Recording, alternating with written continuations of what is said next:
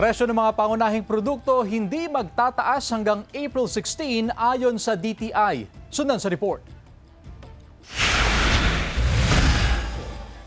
Hindi naman daw ito panic buying, pero talagang pang 3 linggong supply kung mamili si Mila sa supermarket na ito. Sa gitna ng pag-alagwa ng presyo ng langis, sana raw ay di rin magtaas presyo ang mga basic goods gaya ng kape, asukal, delata at mantika. Sa sweldo ng tao, ang hirap, hindi pa tumataas. Ang hirap i-budget pero yung kailangan lang talaga. Pero ayon sa Department of Trade and Industry, nakapulong na nila ang samahan ng mga manufacturers at retailers o yung mga groceries sa Pilipinas. At matapos ang kanilang meeting, ginarantiya ng DTI na wala raw magtataas sa presyo ng mga pangunahing produkto o mga basic goods hanggang sa mga susunod na linggo. Ayon kay Trade Secretary Cristina Roque, tiniyak ng mga manufacturer at retailer na may sapat na mga pangunahing bilihin. Pero dahil walang katiyakan kung hanggang kailan ang krisis sa Middle East, posible bang tumaas ang presyo ng mga bilihin pagkatapos ng April 16? We will update. Titingnan natin ulit because weekly po ang usap namin with the manufacturers. Sa Mayo o Hunyo naman, posibleng tumaas ang presyo ng gulay at ibang agricultural products ayon sa Department of Agriculture. Bagaman kapakanan ng mga magsasaka ang iniisip ng DA, kailangan din daw protektahan ang mga mamimili. Kaya kasama raw sa mga plano ang pag-aangkat ng mga produkto. Nagbabadya ring tumaas ang presyo ng manok at baboy dahil sa mas mahal na imported feeds. Apektado kasi ang produksyon ng feeds dahil sa mataas na presyo ng krudo. Maging ang presyo ng isda,